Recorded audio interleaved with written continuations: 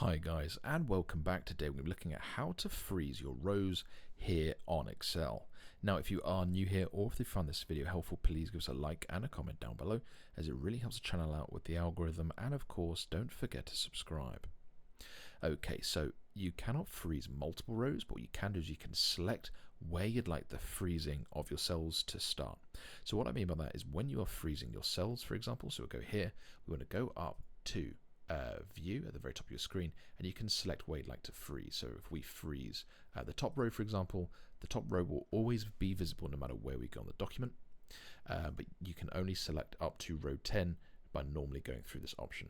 However, if we want to go down to cell 21, for example, all we need to do is select the row by clicking on the number, go down the drop down and click freeze at selection, and you can now see all the rows up to this area have now been frozen.